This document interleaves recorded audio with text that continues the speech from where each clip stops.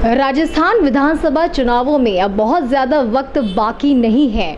इस बार आपको भारतीय जनता पार्टी और कांग्रेस के अलावा एक और पार्टी इस बार इलेक्शन में नजर आएगी और वो है आम आदमी पार्टी, जो बड़े जोर शोर से इस बार इन चुनावों में उतरने के लिए तैयार हैं। और इसी पार्टी से आज हमारे साथ हैं महावीर प्रसाद राजौरिया जी, जो कि पेशे से एक वकील हैं और अलवर ग्रामीण के ब्लॉक अध्यक्ष भी हैं। सर, बहुत बहुत स्वागत है आपका हमारे शो में, जिसका नाम है मुद्दों की बात, जनता और जनप्रतिनिधियों के साथ। सबसे पहले सर, मैं आपसे यही जानना चाहूँगी कि अलवर ग्रामीण से चूंकि आप ब्लॉक अध्यक्ष भी हैं और अपनी दावेदारी भी वहां से पेश कर रहे हैं प्रत्याशी के तौर पर, आपकी दावेदारी का मुख्य आधार क्या है?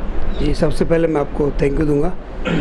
जी, मेरा जो आधार है, मैं बेसिकली अलवर ग्रामीण का ही रहने वाला हूं और जो वहाँ की मूलभूत समस्याएं हैं उनको उठाने के लिए, आम आदमी तक पहुँचने के लिए और उनको लाभ देने के लिए मैं इस पार्टी में आया हूँ।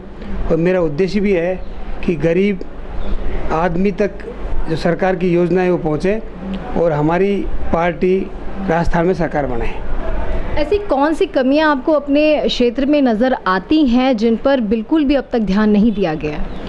मैं बात करूं आपसे अलवर ग्रामीण में, देखिए सड़कों की हालत बड़ी ख़राब है। इधर आपके सैनपुरी, बुराड़ी और आपका घाटला, पड़ीसल, इनमें इधर आपका झारखेड़ा, इधर आपका घाटला, इनमें सड़कों की हालत जो है बहुत दयनीय है।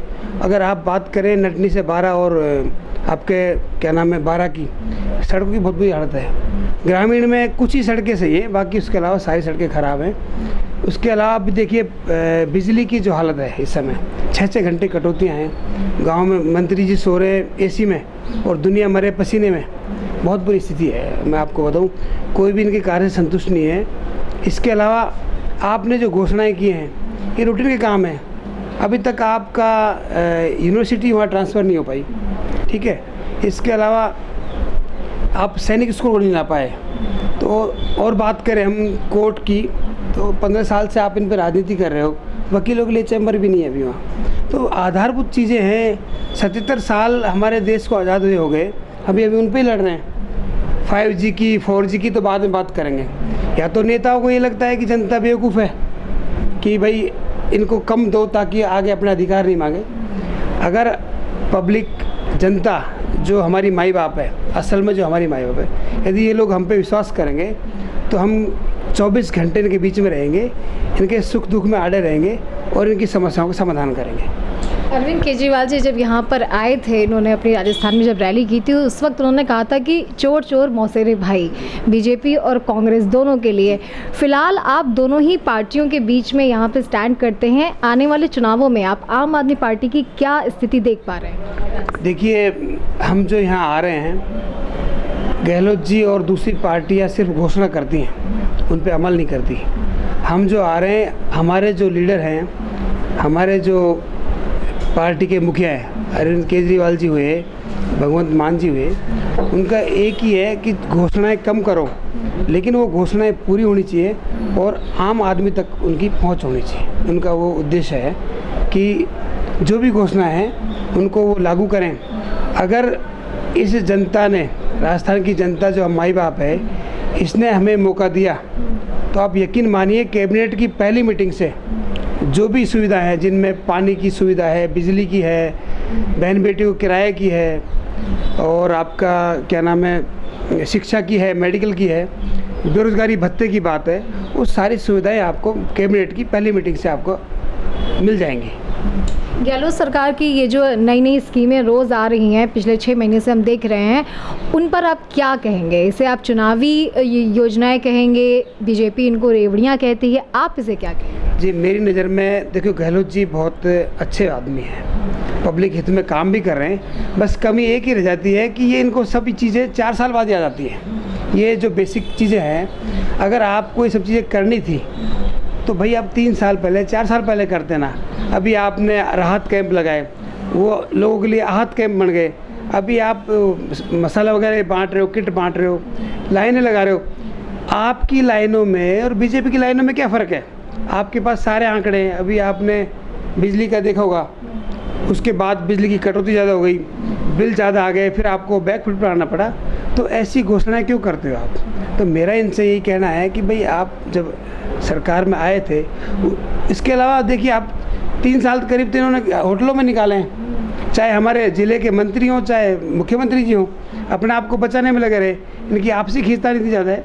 तो दूसरा, और मैं आपको निवेदन करूँगा आपके चैनल के माध्यम से कि पब्लिक इन दोनों से बड़ी आहत है।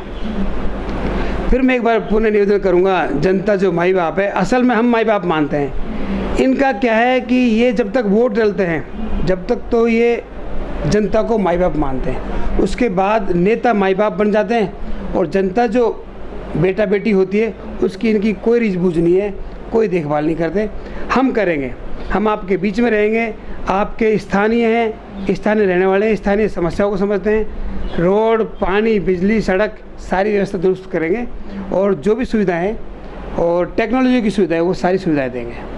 इस बार जैसे कि आप बात कह रहे हैं कि बीजेपी जो है कांग्रेस आपस में साठगांठ के तौर पे उनकी राजनीति होती है यहाँ पर, अगर आपकी पार्टी यहाँ पे जीत कर आती है तो क्या विज़न के साथ आएगी राजस्थान में, क्या बदलाव करेगी? देखिए, सबसे पहला बदलाव तो यही है कि शिक्षा का मॉडल आपने देखा होगा, दिल्ली में जो हमारे केजरीवाल जी ने स्कूलें बनाई हैं उनका स्तर देखिए आप, विदेशों से लोग आके उनका भ्रमण करके जा रहे हैं। तो यकीन मानिए कि उनका उद्देश्य एक है कि 70, 75, 77 साल का हम राग अलाप रहे हैं। आप, मैं बीच में एक बात कहना चाहूँगा, 70 और 75 साल से किसी भी पार्टी का नेता चुनाव लड़ रहा है, चुनाव जीत के जा रहा है, उसी दिन से पानी, बिजली, ठीक है, मकान, दुकान, प्लॉट और मोटरसाइकिल, पेट्रोल, डीजल वगैरह इनका सारा फ्री हो जाता है किसी भी एमएलए एमपी का।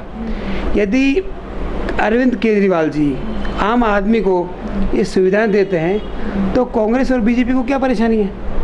आम आदमी को सुविधाएं मिलनी चाहिए। एक तब तो आप कहते हो कि आप आम आदमी को ये सुविधाएं देके पंगु बना रहे हो, भाई नेताजी भी तो फ़ायदा ले रहे हैं। जिस दिन आप के ऊपर इलेक्शन जीतने की मोहर लगती है उस दिन से आपके पानी, बिजली, मोटरसाइकिल, पेट्रोल, डीजल, घर, मकान, दुकान, इवन सब कुछ फ्री होता है। जनता का ही पैसा है। यदि जनता का पैसा टैक्स से, इन सब से लेके जनता को वापस अगर इनके विजन से ये कर रहे हैं तो इसमें मेरे ख्याल से कोई बुराई नहीं होनी चाहिए और इनको इनकी योजनाओं से परेशानी भी नहीं होनी चाहिए, मेरा ये मानना है। तो गहलोत सरकार जो आजकल बहुत ज़्यादा फ्री ये फ्री यूनिट फ्री, तो क्या आप ही की पार्टी से लिया गया? मैं आपको निवेदन करना चाहूँगा कि देखो, गहलोत जी फिर मैं कहूँगा कि अच्छे आदमी हैं, लेकिन पता है क्या है, एक तो इनके खुद के लोग इनको काम नहीं करने दे रहे थे, दूसरा इनका ये है कि अभी कुछ दूंगा तो अगले साल फिर मुझे लेके आएंगे, वही डिले वाली बात है। जितना ये सुविधाओं को लेट करते हैं जनता इतनी इनसे दूर होती जाती है। तो हमारा जो विज़न है वो क्लियर है कि हम पहले दिन से देंगे। और अभी आपने देखा होगा गहलोत जी ने भी कहा है, सरकार ने कहा है कि अब हम घोषणाएं नहीं करेंगे, अब गारंटी कार्ड देंगे। तो मेरे को ऐसा लग रहा है कि हमारे केजरीवाल जी शायद 31 अगस्त को अलवर में उनका, जयपुर में उनका आना प्रस्तावित है और वहाँ पे वो गारंटी कार्ड बांटेंगे। क्योंकि उनका ये विज़न है, उनका ये मिशन है कि सरकार की योजनाएं आम आदमी तक पहुंचनी चाहिए, आपको और हमको सबको उनका लाभ मिलना चाहिए। सर, बीजेपी लेकिन आपको और कांग्रेस को, आम आदमी पार्टी को एक ही तराजू में तोल देती है कि अगर आम आदमी पार्टी जीतती है तो यहाँ भी भ्रष्टाचार होगा जैसे दिल्ली में होता है, यहाँ भी बेरोजगारी आएगी जैसे दिल्ली में है। तो इस पर आप क्या कहेंगे? देखिए, भ्रष्टाचार की बात करें, अभी आपने को रोड का मामला चल रहा है दिल्ली में। अभी तो क्या है कि एक देसी कहावत है बीजेपी के लिए, ख़ास तौर से बीजेपी के लिए एक देसी कहावत है कि काका ही लिखने वाला और काका की भाई, ठीक है, मन में आए जो लिख लो आप। और जो आपके पास जो सेंट्रल गवर्नमेंट की सुविधाएं हैं वो आपके हाथ में, आज आप उनका दुरुपयोग कर रहे हो। खुले में सबको पता है, लेकिन चूँकि आप पता नहीं किस अंधभक्ति की दौड़ में हो और ये चाहते हो कि कुर्सी छोड़ना नहीं चाहते, कोई विजन नहीं है आपके पास, कोई आपके पास प्लानिंग नहीं है, बस सरकारी खजाने को खाली करते जा रहे हैं और अपनी पार्टी को मजबूत कर रहे हैं। इसके अलावा हमारा जो सद्भाविक रूप से भाईचारा है वो इस 10-12 साल में बहुत ज़्यादा ख़राब हुआ है, वो भी एक सुधारना चाहिए। हमें एक जाजम पे बैठना चाहिए।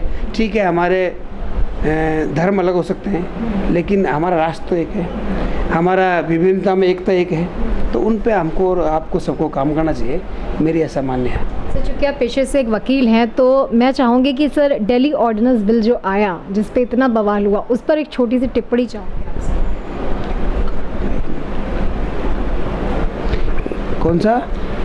दिल्ली ऑर्डिनेंस बिल जो आया जिस पे संसद में इतना बवाल हुआ, जिस पे केंद्र सरकार ने कानून बना करके के अरविंद केजरीवाल जैसे सारे जो उनके जो हक थे वो छीन लिए। जी जी, मैं चाहूँगी थोड़ा सा। देखिए, माननीय प्रधानमंत्री महोदय के पास पूरा बहुमत है, और ये आप सही माने में माने आप, देखो लोकतंत्र का हनन हो रहा है ये, और एक तरह से कहेंगे कि अधिक चुनी हुई सरकार के अधिकारों को आप उनसे परे जाके आप काम कर रहे हो। आपके पास लगभग 15 या 17 स्टेट हैं, उनमें काम कर लीजिए आप। एक दो स्टेट ये हैं आम आदमी पार्टी के पास। आम आदमी पार्टी आपको एक देश में नई राह दिखा रही है, एक नया विजन दे रही है। जिस तरह से आप टेक्नोलॉजी को कह रहे हो कि सब कुछ ऑनलाइन होना चाहिए, उस टेक्नोलॉजी पे आम आदमी पार्टी आपको ले जाना चाहती है, आपके लिए एक मिसाल कायम कर रही है, पर पता नहीं क्यों आपको वो फूटी आंख में निभा रही और आप उसका दमन करने में लगे हो। ये बिल भी सरासर लोकतंत्र की हत्या है। आपने अपनी हठधर्मिता के कारण चुनी हुई सरकार को काम नहीं करने दे रहे, इससे बुरी बात शायद कोई हो नहीं सकती। सर, बीजेपी के नहीं सहेगा राजस्थान अभियान के बारे में तो आपने सुना ही होगा, उसके बारे में सर आपकी क्या राय है? देखिए, 5 साल पहले का इतिहास उठाएंगे आप, भ्रष्टाचार के आरोप इनके ऊपर खूब लगे थे। आपको भी मालूम है क्या क्या है, कोई खान कोई खजान, क्या क्या घोटाले हुए थे, सारे आपके सामने हैं। इनका कोई विजन नहीं है।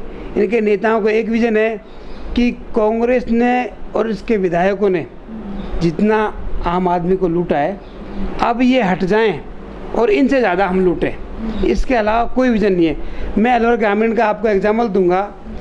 25 लीडर कम से कम बीजेपी के टिकट मांग रहे हैं, लेकिन समस्याओं को, स्थानीय समस्याओं को लेकर कलेक्टर साहब और एसपी साहब और एसडीएम साहब तक आज तक नहीं पहुँचे। मैं वहाँ की लोकल समस्याएं उठा रहा हूँ, पानी की है, बिजली की है, सड़कों की है, कि भाई इनको दुरुस्त करो। मुख्यमंत्री जी का एक बहुत बड़ा अच्छा नारा चल रहा है इस समय कि आप लोग मांगते मांगते थक जाओगे, लेकिन मैं देता देता नहीं थकूँगा। लेकिन अलवर ग्रामीण में माननीय टीकाराम जूली जी, जो हमारे विधायक भी हैं और मंत्री जी भी हैं, पता नहीं क्यों नहीं मांग पा रहे, क्या मजबूरियाँ ऐसी। इन 4-5 सालों में अलवर ग्रामीण को तो चमका देना चाहिए था, लेकिन अभी भी हम सड़कें, मैंने इनके अलावा बताया आपको, बडेर है, बड़कोल है, महाराजपुरा है, प्रतिपुरा, बालाटा, खाड़ा, बीजवाड़, बड़ी बुरी हालत है रोडों को। आप जा नहीं सकते। सालपुर से लेके चले जाओ, आप मालाखेड़ा तक चले जाओ, सड़कें बहुत ख़राब हैं।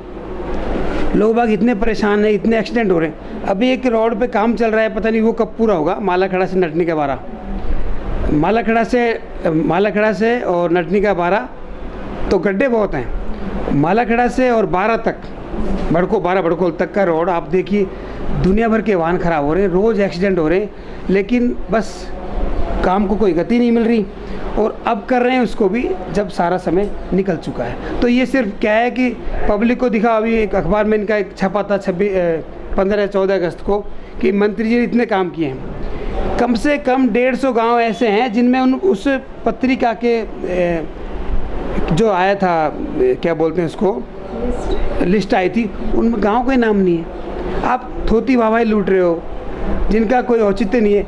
आपको मैं बता दूं बात, 77 साल में हमारे इन गाँव का नाम पथरोड़ा, कैरवाड़ा, ठीक है जी, आपका बुरजावाड़ा, कैरवाड़ी, श्यामगंगा, और आपका क्या नाम है, चौमू, ढाकपुरी, नैथला, हल्दीना और प्रतिपुरा, बालाटा, खाड़ा, इनमें आज तक बसें नहीं चली। मंत्री जी होते हुए आज तक बसें नहीं चली। यहाँ तक कि मैं आपके चैनल के माध्यम से कहने में गुरेज नहीं करूँगा कि मैंने इस बारे में कई बार लेटर दिए। 5-7 दिन पहले भी मैंने एडीएम साहब से मिला हूँ कि इन गांव में। इसके अलावा मैंने मांग की है मंत्री जी के गांव के लिए, आपका बहरोड से लेके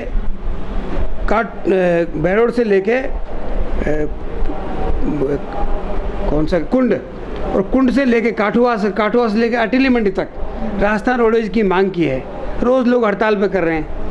कितने डिपार्टमेंट की हड़ताल चल रही है। आज मैंने पता किया है कि बिजली वालों की हड़ताल है, इससे पहले यूनिवर्सिटी वाले हड़ताल पे हैं, इससे पहले मेडिकल वाले हड़ताल पे हैं। तो आप इन लोगों बिजली इसके साथ साथ ही आपके जो रोडवेज वाले हैं वो हड़ताल पे चल रहे हैं कि नई बसें नहीं चला पा रहे, इनका रखरखाव नहीं कर पा रहे। तो मैं ये कहना चाहूँगा कि आप 5 साल पहले बिजली वालों के पास, मेडिकल वालों के पास, रोडवेज वालों के पास मंत्री जी खुद जा के आते थे, और आज उनसे आप मुड़ के नहीं देख रहे, पीठ मोड़ लेते हो। जहाँ हॉस्पिटल के सामने धरना चल रहा है सीधे निकल जाते हो आप। ये आपकी वादा खिलाफी है, और मैं मंत्री जी आपका घोर विरोध करता हूँ आपके चैनल के माध्यम से कि आप जनप्रतिनिधि होते हैं। अलवर ग्रामीण को लगभग 15 साल ग्रामीण बने हो गए, लेकिन सिवाय आपने अपने कामों के अलावा जनता के काम में कोई भी ध्यान नहीं दिया, और ना आपने जनता की परवाह की। सर, राजस्थान में क्राइम में इस वक्त वो नंबर 1 है, और बीजेपी ने कांग्रेस के खिलाफ इसको एक बहुत बड़ा मुद्दा बना के रखा है। अगर आपकी पार्टी जीत कर आती है तो सबसे पहले आप क्राइम पे कंट्रोल किस तरीके से करेंगे, और महिला अपराधों में कमी को कैसे कंट्रोल करेंगे? देखिए, ये सारा IT का ज़माना है। ये लोग अगर इसको क्या बोलते हैं आपके, एक तो सबसे पहले हर थाने के आसपास जहाँ क्राइम का है वहाँ ये जो कैमरे होते हैं, CCTV कैमरे ये हों, और जिनकी जो क्या नाम है हमारा जो मोबाइल है इसको बहन बेटियों को फिर एक ऐसी शिक्षा दें हम। सामाजिक स्तर जो हमारा इस समय गिर रहा है उसके लिए भी हमको हमारी बहन बेटियों को भी, हमारे बच्चों को भी समझाना पड़ेगा। और हम इस विज़न पे काम कैसे करेंगे कि हम इनको सबको लिंक करेंगे, इनको ग्रुपों में जोड़ेंगे, इनको फेसबुक से जोड़ेंगे, इनको इनके अधिकार बताएंगे, इन सुरक्षा को लेके और खुलेआम घूमने को लेके हम हमारी बहन बेटियों को, हमारे युवा बच्चों को शिक्षित करेंगे और उनको बताएंगे कि भाई इनके ये लाभ और ये हानि है, आप इनसे जुड़ो, हमारा तब जाके बचाव होगा। तो इस पे हमारा विज़न क्लियर है, और हम थानों में अलग से स्टाफ भी लगाएंगे इसके लिए। अगर हमारी सरकार आती है तो बहन बेटियों को पूरी सुरक्षा देंगे और कहीं किसी की तरह कोई परेशानी नहीं आने देंगे। बीजेपी जैसे कि चुनाव आती है या चुनावों के पहले भी बाद में भी हिंदुत्व का झंडा लेकर आगे चलती है, और जैसे जैसे चुनाव आने लगते हैं कांग्रेस का भी एक किनारा कहें तो थोड़ा सा सॉफ्ट हिंदुत्व में तब्दील हो जाता है। आपकी पार्टी का इस पे स्टैंड क्या है? देखिए, हमारा तो एक ही मानना है कि वसुधैव कुटुंबकम, ठीक है। हमारा जो देश है विविधताओं में एकता का देश है, और हमारा भरसक प्रयास है कि सबको एक जाजर पे बिठाएं। हमारी जो गंगा जमुना तरजीह है वो हम में कायम रहे, ठीक है। कोई भी आदमी किसी भी धर्म को मानने की स्वतंत्र है, हमारे देश में स्वतंत्रता है, कोई धर्म परिवर्तन करे इसकी भी स्वतंत्रता है। हम उनको इसकी सुरक्षा देंगे, और हम ये कहेंगे कि भाई आप दूसरे के धर्म में अड़ंग ना लगाएं, जिसकी जो मान्यता वो माने। हम पिछले 70 साल से देश में नहीं रह रहे क्या? अभी ऐसा क्या हुआ कि आप इसको लेके आ जाते हो? और हाँ, नहीं, वो गलत है। आपको संविधान ने जो हमें अधिकार दिया है, हमारी बहन बेटी को दिया है, आपको दिया है, सबको दिया है, समानता का दिया है, वो विज़न आपका रहना चाहिए। हिंदू राष्ट्र का मैं विरोधी नहीं हूँ, लेकिन मैं इस बात को भी कहूँगा कि आप पहले संविधान की तो पालना कीजिए, तब आप कहीं किसी केस में फंसते हो या किसी को फंसाते हो, वहाँ तो आपके संविधान याद आता है। वैसे आप हिंदू राष्ट्र की बात करते हो, तो मेरा मानना ये है कि मैं भी हिंदू हूँ, आप भी हिंदू हैं, सबकी अपनी अपनी आस्था है। लेकिन उस आस्था में जब हम इंटरफेयर करते हैं, हमारा अड़ंगा लगाते हैं, तब जाके ये घटनाएं घटित होती हैं, और इन कामों में ये लोग माहिर हैं। इनको भी बचना चाहिए। सबसे पहले हमारा धर्म है कि हमारा राष्ट्र, हम रहे ना रहे, हमारा राष्ट्र रहना चाहिए, ये मेरा मानना है। जनता से कुछ आप अपील करना चाहते हैं चुनाव से पहले, अलवर ग्रामीण की जनता से, राजस्थान प्रदेश की जनता से, अपनी पार्टी के लिए, खुद के लिए? जी, मैं हाथ जोड़ के निवेदन करना चाहूँगा, और मैं अपनी आत्माओं से कह रहा हूँ कि मैं जनता की, जो राजस्थान की जनता है, अलवर ग्रामीण की जनता है, मैं दिल से माँ और बाप मान रहा हूँ उनको। अगर आप मुझे इस विधानसभा चुनाव में अवसर देंगे तो मैं आपका बेटा बन के आपकी सेवा करता रहूँगा, और जिस लिबास में मैं हूँ उसी लिबास में 24 घंटे आपके बीच रहूँगा, सेवा करूँगा। उन मुद्दों को जिन पे हम कभी पहुंच नहीं पाए। आज भी हम 70 साल से पानी बिजली इन पे लड़ रहे हैं। यहाँ तक कि ERCP का जो पानी है, देखिए उस पर राजनीति कर रहे हैं लोग।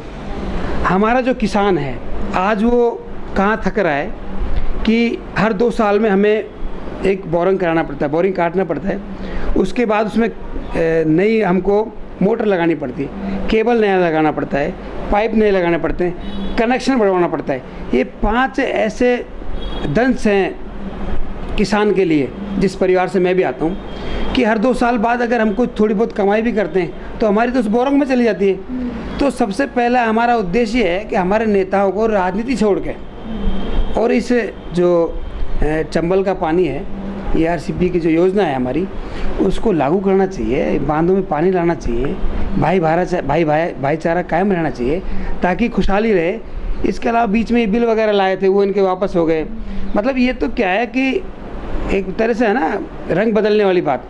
ये रंग बदलने में गिरगिट के भी बाप है। मैं इसमें मुझे कोई अतिशयोक्ति नहीं है कहने में। एक अपनी बात पर नहीं रुकेंगे, जब इनका नंबर आएगा तो फिर कल्टी पल्टी मार जाएंगे। मैं कह रहा हूँ आपसे कि आप हमें लाइए। सबसे पहले हम आपको पानी के पीने की व्यवस्था करेंगे, फिर आपको खेतों में पानी की व्यवस्था करेंगे।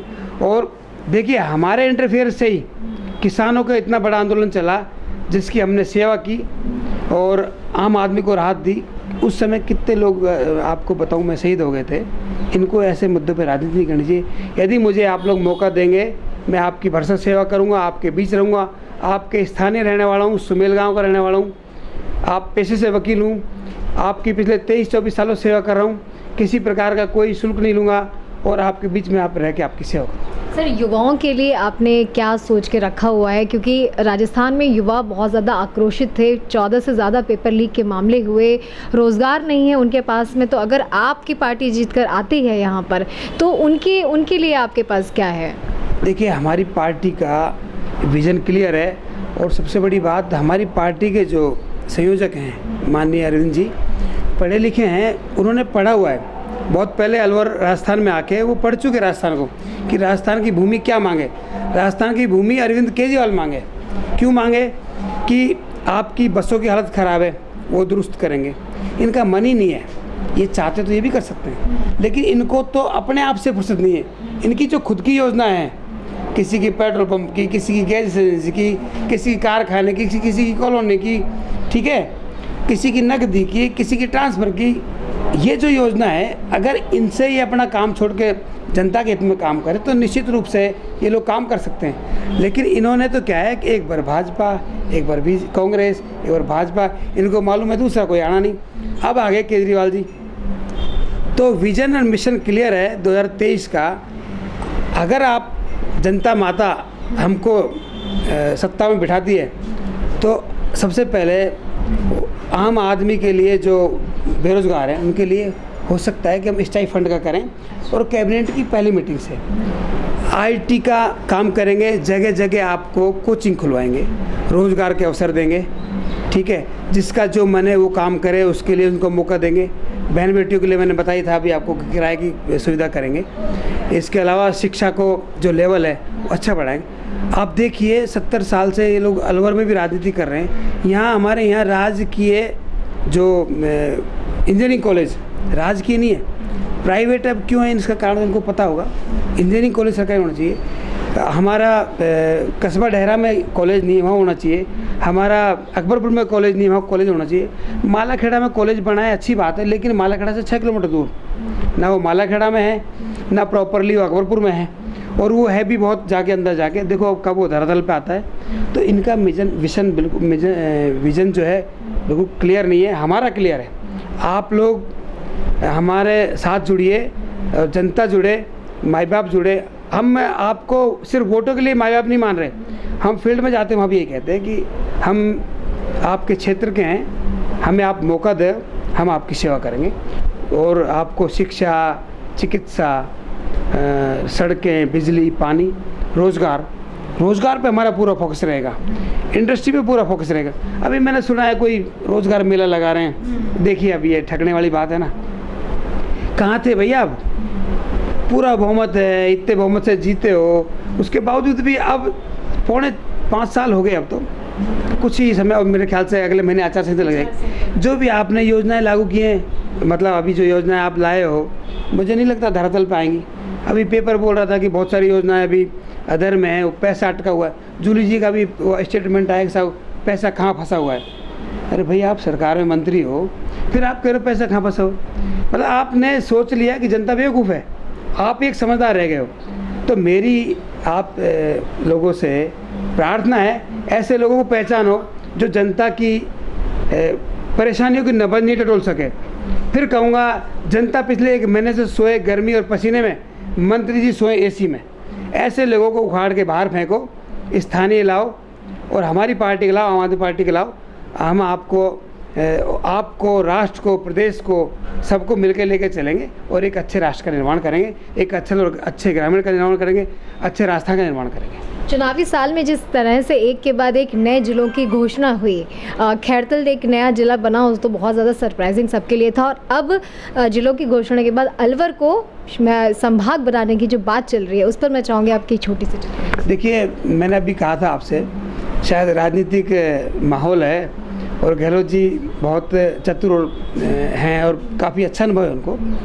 देखिए, अब जैसे ही ये थोड़ा और हल्ला और बढ़ेगा, मैं तो ये कह रहा हूँ कि मैं यही कहना चाह रहा था आपसे कि उनका विज़न है कि आप लोग लेते लेते थक जाओगे, मैं देता देता नहीं थकूँ। तो हमारे जो यहाँ के लोकल लीडर हैं, वो कब जाएंगे उनके पास?